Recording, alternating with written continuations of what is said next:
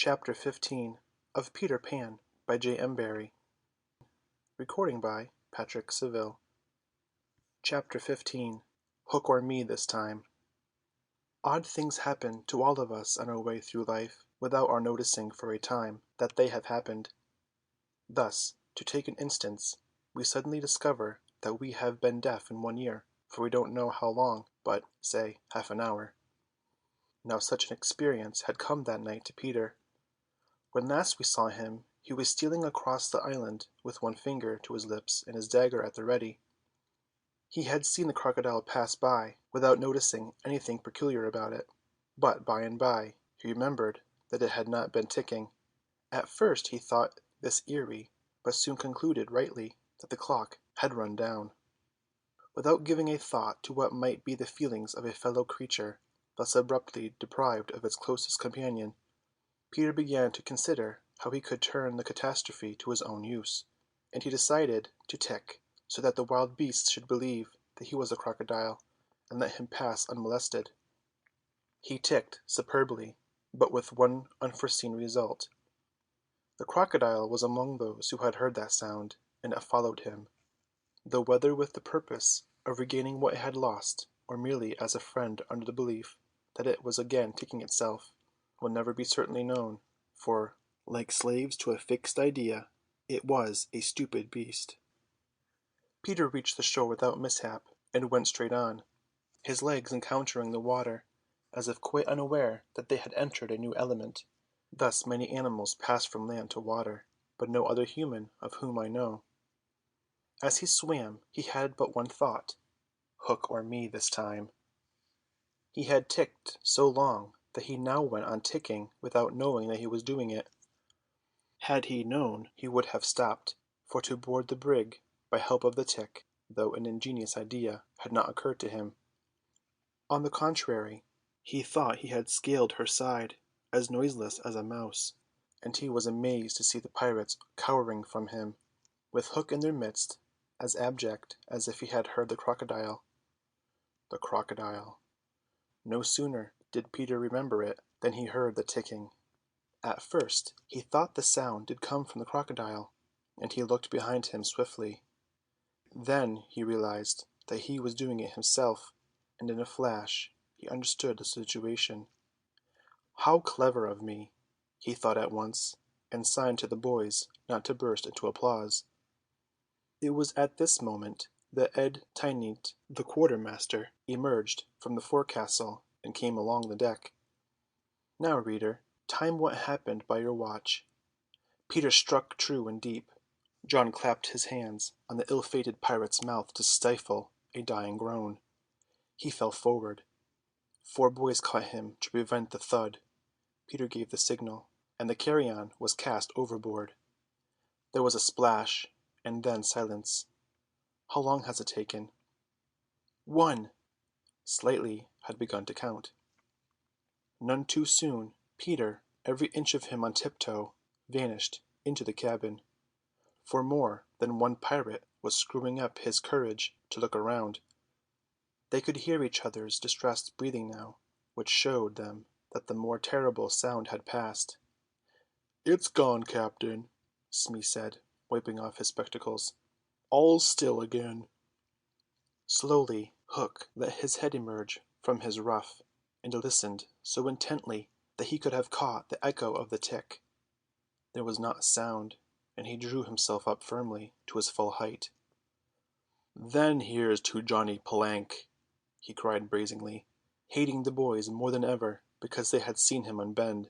He broke into the villainous ditty: yo ho, the frisky plank, you walks along it so, till it goes down and you goes down to Davy Jones below.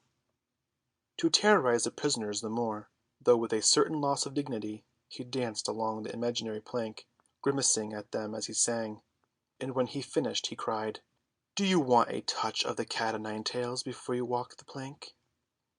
At that they fell on their knees. "No, no," they cried so piteously that every pirate smiled. "Fetch the cat, Jukes," said Hook. "It's in the cabin." The cabin. Peter was in the cabin. The children gazed at each other. "Aye, aye," said Jukes blithely, and he strode into the cabin. They followed him with their eyes. They scarce knew that Hook had resumed his song. His dogs joined in with him. Yo ho, the scratching cat, it bites our nine, you know, and when there's writ upon your back. What was the last line will never be known, for of a sudden the song was stayed by a dreadful screech from the cabin. It wailed through the ship and died away. Then was heard a crowing sound, which was well understood by the boys, but to the pirates was almost more eerie than the screech. "What was that?" cried Hook. "Two," said Slightly solemnly. The Italian Cecco hesitated for a moment and then swung into the cabin. He tottered out, haggard. "What's the matter with Bill Jukes, you dog?" hissed Hook, towering over him. "The matter wi' him is he's dead, stabbed," replied Cecco in a hollow voice. "Bill Jukes dead?" cried the startled pirates. "The cabin's as black as a pit," Cecco said, almost gibbering. "But there is something terrible in there, the thing you heard crowing." The exultation of the boys, the lowering looks of the pirates, both were seen by Hook. "Cecco," he said, in his most steely voice, "go back and fetch me out that doodle-doo." Cecco, bravest of the brave, cowered before his captain, crying, "No, no!" But Hook was purring to his claw. "Did you say you would go, Cecco?" he said musingly.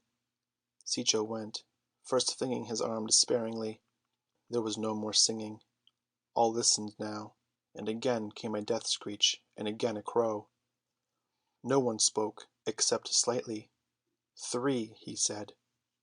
Hook rallied his dogs with a gesture. "'Sdeath and odds fish," he thundered. "Who is to bring me that doodle-doo?" "Wait till Cecco comes out," growled Starkey, and the others took up the cry. "I think I heard you volunteer, Starkey," said Hook, purring again.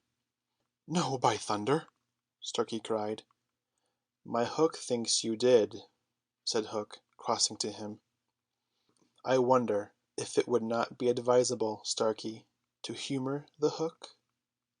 "I'll swing before I go in there," replied Starkey doggedly, and again he had the support of the crew. "Is this mutiny?" asked Hook more pleasantly than ever. "Starkey's ringleader?"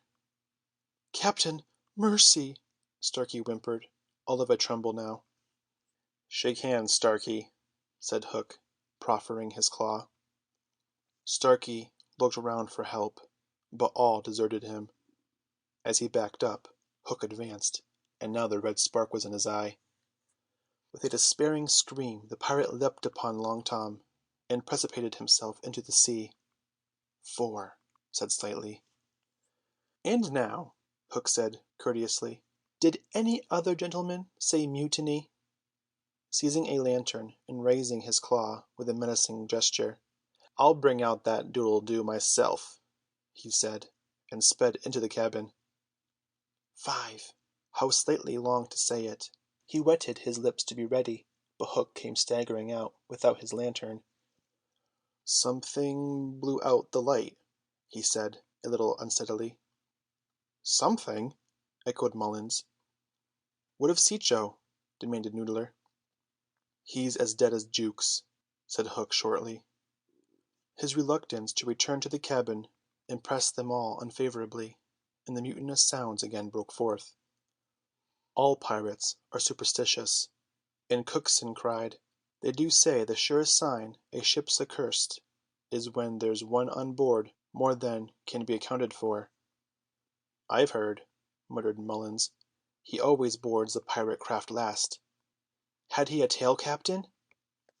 "They say," said another, looking viciously at Hook, "that when he comes it's in the likeness of the wickedest man aboard." "Had he a hook, Captain?" asked Cookson insolently, and one after another took up the cry, "The ship's doomed!" At this the children could not resist raising a cheer. Hook had well nigh forgotten his prisoners, but as he swung round on them Now his face lit up again. "Lads," he cried to his crew, "now here's a notion. Open the cabin door and drive them in. Let them fight the doodle-doo for their lives. If they kill him, we're so much the better. If he kills them, we're none the worse." For the last time his dogs admired Hook, and devotedly they did his bidding. The boys, pretending to struggle, were pushed into the cabin and the door was closed on them. "Now listen," cried Hook, and all listened. But no one dared to face the door. Yes, one, Wendy, who all this time had been bound to the mast. It was for neither a scream nor a crow that she was watching. It was for the reappearance of Peter. She had not long to wait. In the cabin he had found the thing for which she had gone in search, the key that would free the children of their manacles, and now they all stole forth, armed with such weapons as they could find.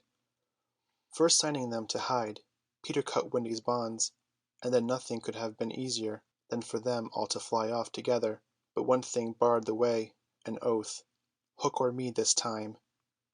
So when he had freed Wendy, he whispered for her to conceal herself with the others, and himself took her place by the mast, her cloak around him, so that he could pass for her. Then he took a great breath and crowed. To the pirates it was a voice crying that all the boys lay slain in the cabin, and they were panic-stricken. Hook tried to hearten them, but like the dogs he had made them, they showed him their fangs, and he knew that if he took his eyes off them now, they would leap at him. "Lads," he said, ready to cajole or strike as need be, but never quailing for an instant, "I've thought it out. There's a Jonah aboard." "Aye," they snarled, "a man wi' a hook." "No, lads, no. It's the girl. Never was luck on a pirate ship wi' a woman on board. We'll right the ship when she's gone." Some of them remembered that this had been a saying of Flint's. "It's worth trying," they said doubtfully. "Fling the girl overboard," cried Hook, as they made a rush at the figure in the cloak. "There's none can save you now, missy," Mullins hissed jeeringly. "There's one," replied the figure. "Who's that?" "Peter Pan the Avenger," came the terrible answer, and as he spoke Peter flung off his cloak. Then they all knew who 'twas that had been undoing them in the cabin, and twice Hook essayed to speak, and twice he failed, and that frightful moment I think his fierce heart broke. At last he cried, "Cleave him to the brisket," but without conviction. "Down, boys, and at them!" Peter's voice rang out, and in another moment the clash of arms was resounding through the ship. Had the pirates kept together it is certain that they would have won, but the onset came when they were all still unstrung, and they ran hither and thither, striking wildly, each thinking himself the last survivor of the crew. Man to man they were the stronger, but they fought on the defensive only, which enabled the boys to hunt in pairs and choose their quarry. Some of the miscreants leapt into the sea, others hid in dark recesses, where they were found by Slightly, who did not fight, but ran about with a lantern which he flashed in their faces, so they were half blinded, and fell as an easy prey to the reeking swords of the other boys. There was little sound to be heard but the clang of weapons, an occasional screech or splash, and Slightly monotonously counting 5, 6, 7, 8, 9, 10, 11. I think all were gone when a group of savage boys surrounded Hook, who seemed to have a charmed life, as he kept them at bay in that circle of fire. They had done for his dogs, but this man alone seemed to be a match for them all. Again and again they closed upon him, and again he hewed a clear space. He had lifted up one boy with his hook and was using him as a buckler, when another, who had just passed his sword through Mullins, sprang into the fray. Footnote: buckler, shield, end footnote. "Put up your swords, boys," cried the newcomer. "This man is mine." Then suddenly Hook found himself face to face with Peter. The others drew back and formed a ring around them. For long the two enemies looked at one another, Hook shuddering slightly, and Peter with the strange smile upon his face. "So, Pan," said Hook at last, "this is all your doing?"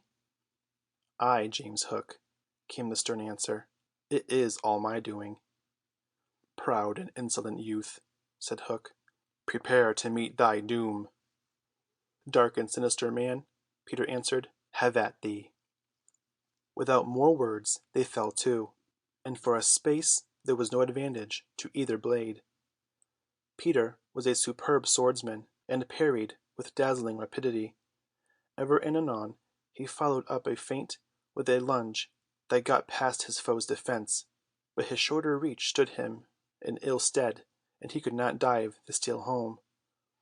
Hook, scarcely his inferior in brilliancy, but not quite so nimble in wrist-play, forced him back by the height of his onset, hoping suddenly to end all with a favourite thrust, taught him long ago by Barbecue at Rio, but to his astonishment he found his thrust turned aside again and again.